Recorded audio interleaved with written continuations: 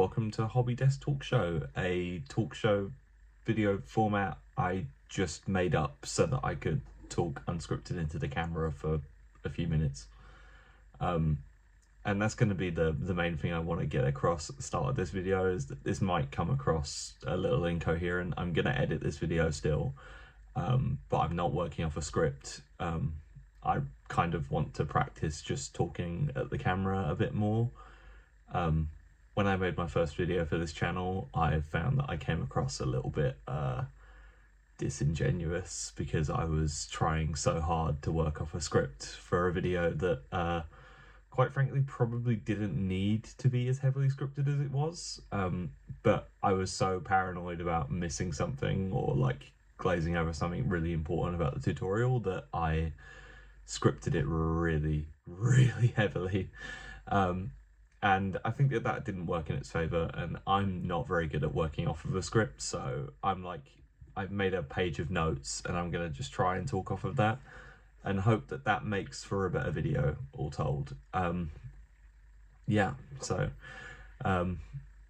Sort of just jumping right into it, we're going to be chatting about my project for the year, I suppose, which I sort of have just finished up, which is my World Eaters army.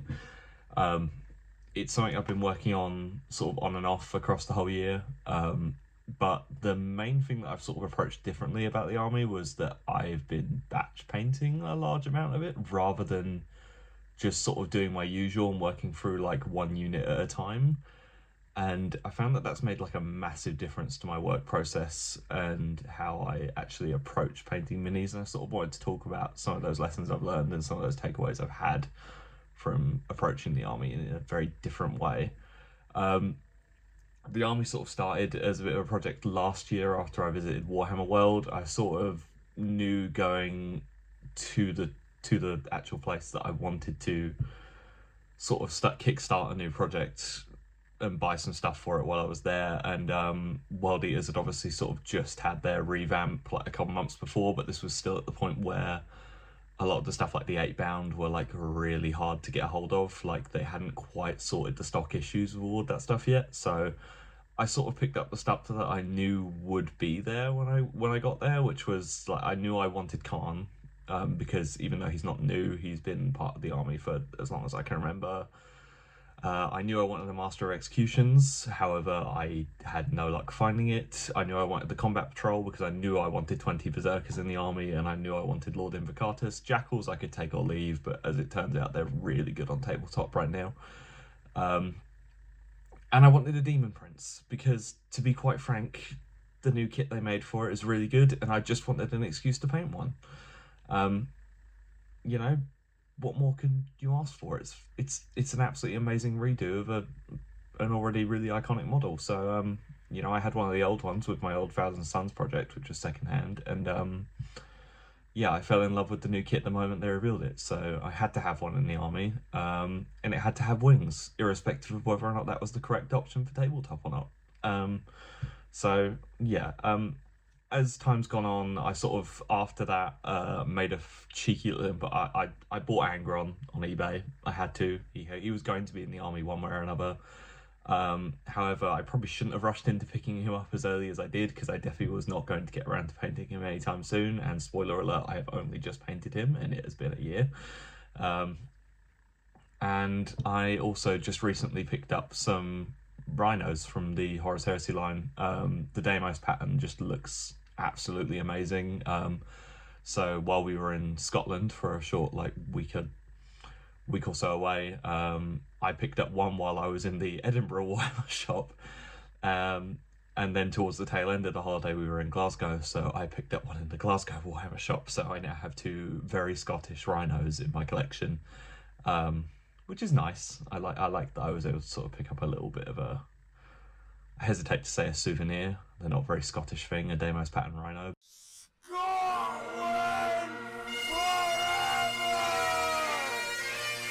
At the start of this year, I sort of committed to, I'm gonna paint and finish this World Eaters army, and sort of just get as much of it done as I humanly can. I'm not gonna necessarily impose upon myself that I want it done. because I know what I'm like, and my silly brain will immediately see a task and be like, no, no, we're not doing that. That's what you're telling me. You're going to make me do that? No, no. So I sort of like soft gold that I wanted to paint as much of the army as I possibly could. And thankfully, I think not pressuring myself too much on that meant that I managed to get it done. So yeah, I batch painted almost all of it, but I sort of want to clarify that there are a few exceptions to that, because at the point that I had started batch painting, I knew that there were a few things I didn't want to include in the batch paint because I wanted to spend a bit more time on them. So I batch painted everything in the army, infantry wise, barring the 8-bound, because I didn't have those at the time I started the project. I didn't batch paint the Demon Prince or Angron. I knew that when I painted the Demon Prince, I wanted to do that as sort of like a beta test for Angron. I wanted to paint the Demon Prince and then take everything I learned from painting the Demon Prince and apply that to Angron, because he's sort of like a scaled up version of that model. And the 2 Heresy Rhinos were an impulse purchase while I was on holiday, so I didn't paint those until like literally a couple of weeks ago, which was just shortly after I bought them. So I got a pretty quick turnaround on those. But the things I did batch paint were the 20 or so Berserkers, 10 Jackals, and all of my characters, which included the Lord Invocatus, Khan, and the Master of Executions, which I eventually kit bashed. I'll flash it up on screen somewhere. I'm sure I'm going to be sitting next to a bunch of spinning profiles of all of my miniatures for this whole video.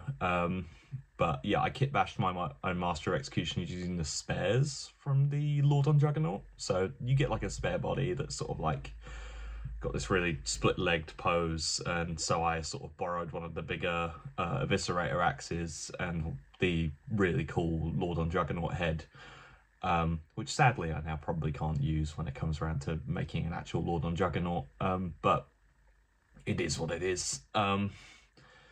So yeah, I made him, and he's really cool, and he was like a lot of fun. I love a good kit bash, so I was like, I'm just gonna build my own guy. I'm not gonna purchase the kind of generic looking one that Games Workshop makes. So yeah, and that was about my only bit of like major conversion work in the army, was sort of doing that.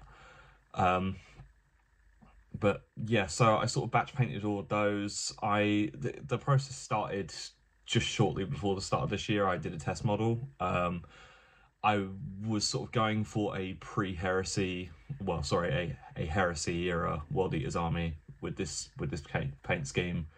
I wanted to sort of capture the vibe that they had sort of at the end of the Horus Heresy have just sort of been so busy fighting. This particular warband have been just so busy fighting that they haven't bothered to really update the heraldry of their armor, or really even bother to maintain their war gear.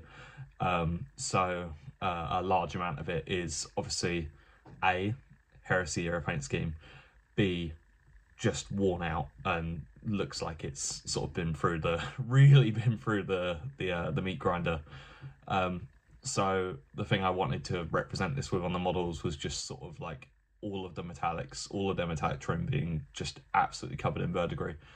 I thought that would really sort of get across the point that they have sort of not spent any time looking after their gear whatsoever.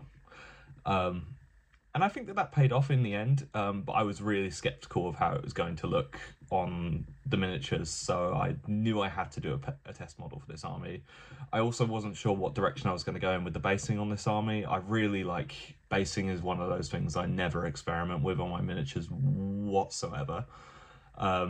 So I sort of switched up my approach a little bit, and this has bled over into a lot of other projects this year. But I started using Vallejo texture pastes because they are just tenfold cheaper than a texture paint that Games Workshop makes themselves.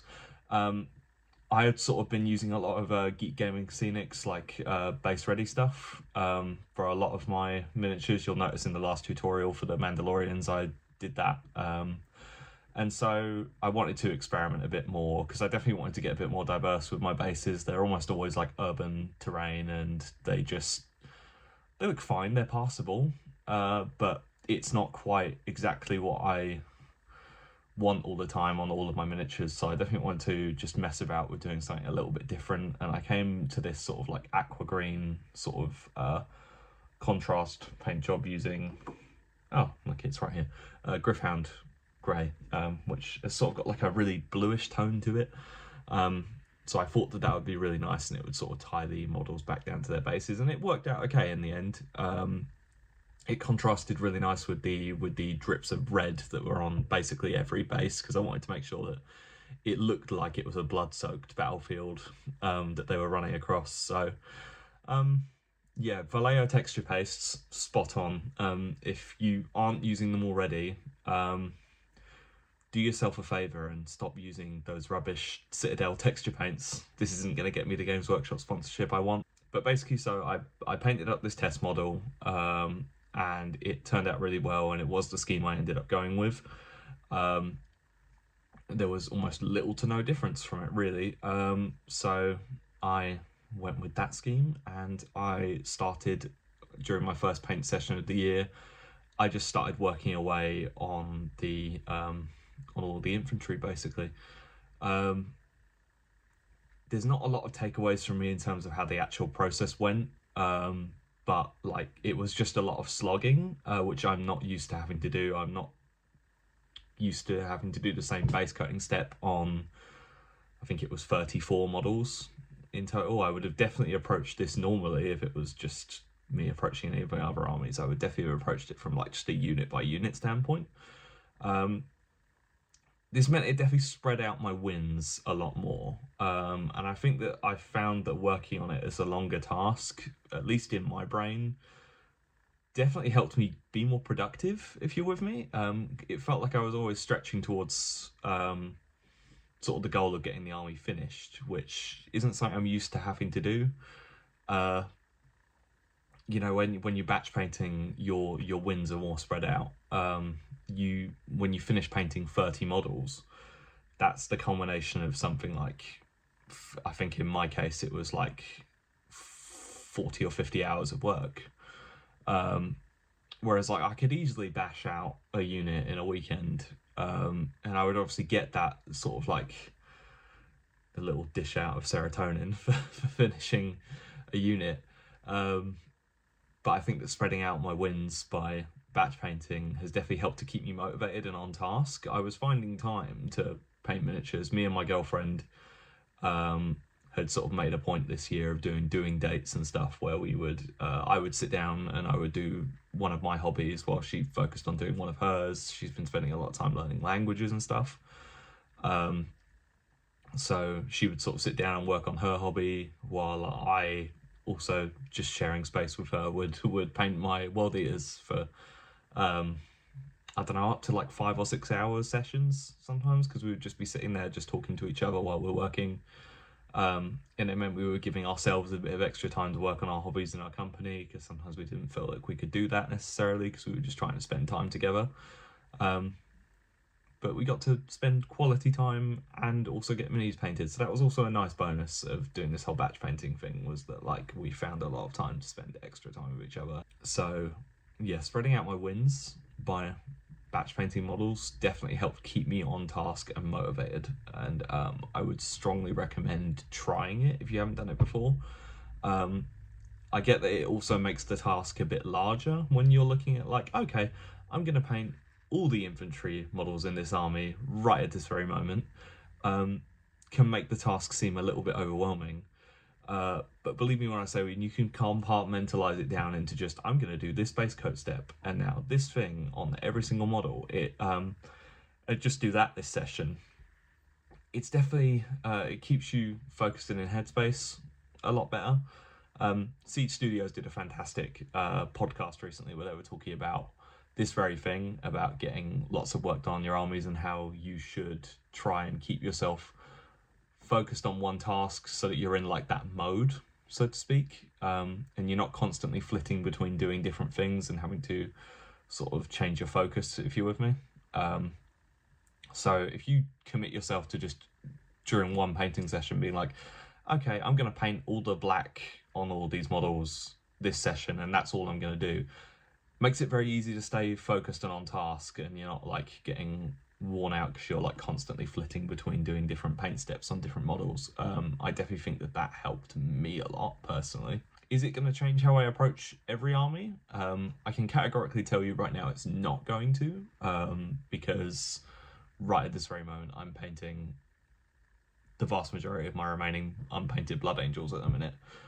And I'm still approaching those on almost always a unit by unit basis, but that's a very weird army because they're not all the same paint scheme. I approached my World Eaters by painting them all very much the same, so for my Blood Angels it doesn't make a whole lot of sense for me to sort of do that. With some of the more specialist models, I was obviously able to then apply what I had learned doing the batch painting on the larger army to the individual models. With my 8 bound, I almost painted those immediately after. I've only got 3 of them, but I almost painted those immediately after finishing the rest. And I was able to get those done really quickly. I think taking the time and spreading out the process like that made me able to sort of like very quickly realize how to paint them on an individual, each unit on an individual level. With the characters, the Demon Prince and Angron, their paint schemes were very different, so I don't think that there was a lot of applicable crossover. I definitely like it. I'd spent a lot of time upscaling some of the techniques that I'd used on the smaller models to make sense on a larger, more detailed canvas. The metallics, like I spent a little bit longer working on those because a lot of their armor was going to be almost entirely metallic. There was almost no white present on neither Angron nor the Demon Prince. It also meant I had to add in steps. So whereas I was able to do a white undercoat for my blue to go over on the infantry, I had to add the step of painting white onto Angron and the Demon Prince because I started from a red undercoat with them. So I did have to adapt the approach that I took with a lot of these batch painting models when I eventually converted over to doing the 2 larger characters. If you haven't tried batch painting your models, give it a go. It might really fundamentally change how you approach painting your armies going forward. Let me know if this kind of unscripted video where I just chat at the camera was entertaining in the comments. If you enjoyed it or you enjoyed any of the insights I had, let me know. And I'll see you in the next Hobby Desk talk show that I just made up. Peace out.